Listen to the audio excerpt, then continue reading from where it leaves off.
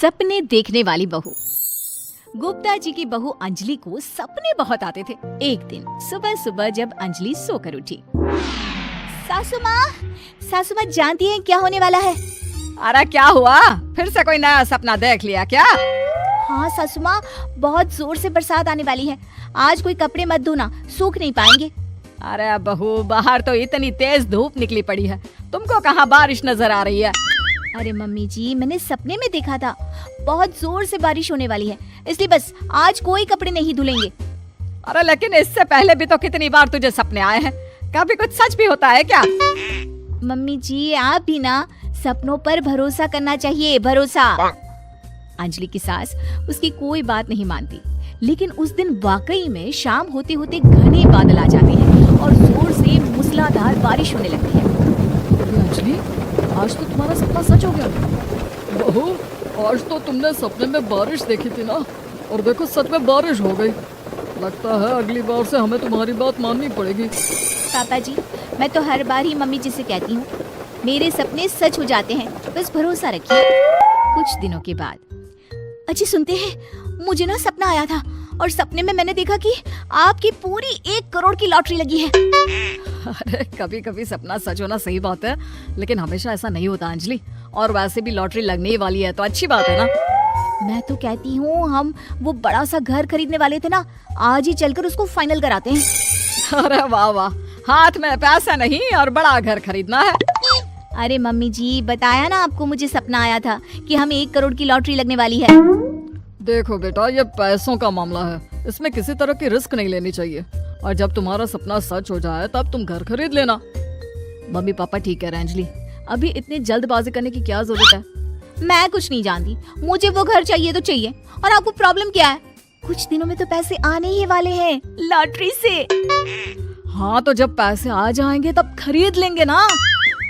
पर हमारी अंजलि खाना पीना छोड़कर जिद पकड़कर बैठ जाती है। आखिर मजबूर होकर अंजलि के पति को उस घर को बुक कराने के पैसे देने पड़ते हैं। कई दिन बीत जाते हैं, लेकिन अंजलि के पति की कोई लॉटरी नहीं लगती। कुछ दिनों के बाद, तुम्हारे सपने के चक्कर में तो सब खराब हो गया अंजलि।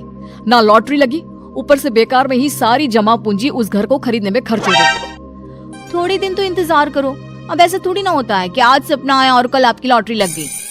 मैंने तो पहले ही कहा था, तुम्हारी बीवी को तो हर सपने पर विश्वास करने की आदत पड़ गई है। ऐसा भी कहीं होता है क्या? कुछ दिनों के बाद अचानक से अंजलि के पति के पास एक फोन आता है और पता चलता है कि उसकी 1 करोड़ की लॉटरी लग गई है। अरे वाह अंजलि, ये तो कमाल हो गया, मेरे तो सच में लॉटरी लगी। अरे भगवान भला करे तुम्हारा। हाँ हाँ बहू, अब तो तुम जो कहोगी हम वो सब बात मानेंगे।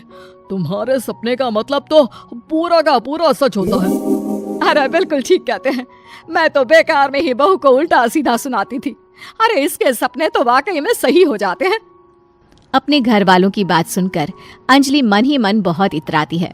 उसे लगता है कि अब वो जो भी सपना देखेगी सच हो जाएगा। और इसी चक्कर में एक दिन अंजलि को सपना आता है कि अचानक उनके घर पर बहुत सारे मेहमान आने वाले हैं। यही सोचकर अंजलि अपनी सास को कहकर बहुत सारा खाना पहले से ही बनाकर रख लेती है। सुबह से शाम हो जाती है।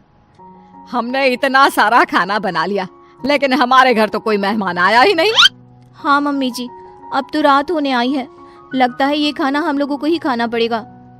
गुप्ता जी का परिवार पूरे 2 दिन तक उस खाने को खाकर खत्म करता है, लेकिन अंजलि की अपने सपनों पर भरोसा करने की आदत इतनी जल्दी छूटने वाली कहाँ थी।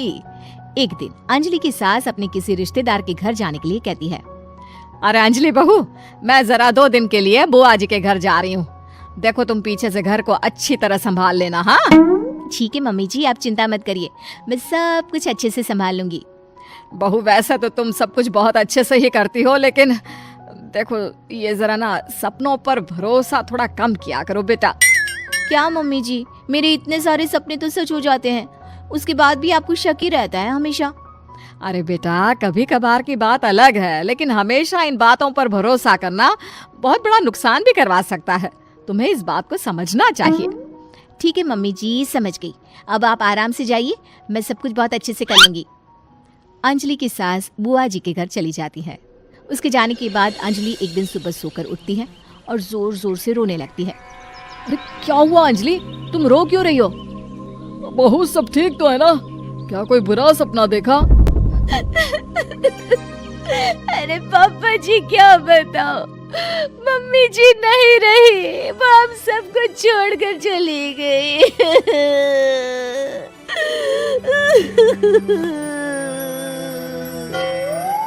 छोड़कर चली गई?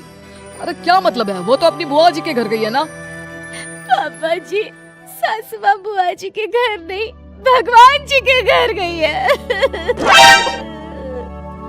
अरे अंजलि, सुबह सुबह कैसी बात कर रही हो? बुआ के घर गई है, कुछ नहीं हुआ है उनको। मैंने सपने में देखा था, मम्मी जी भगवान को प्यारी हो गई है।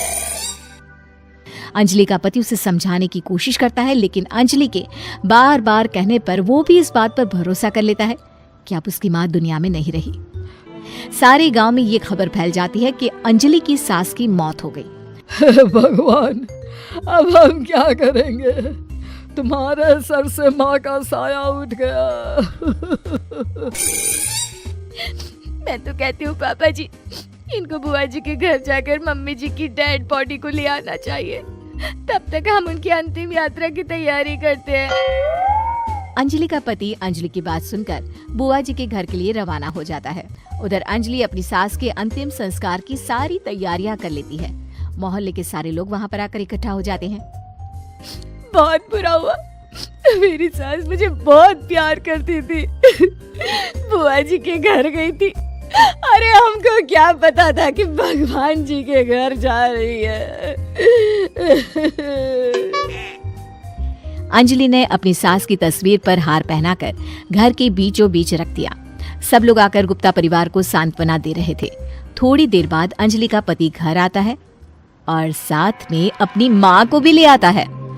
अरे बहू, मेरी तस्वीर पर हार क्यों चढ़ा रखा है? सब लोग अंजलि की सास को देखकर डर जाते हैं। अरे आप लोगों को डरने की कोई जरूरत नहीं है, मेरी माँ जिंदा है। ये तो मेरी बीवी के सपने के चक्कर में हम लोगों ने अपनी माँ को मरा हुआ समझ लिया।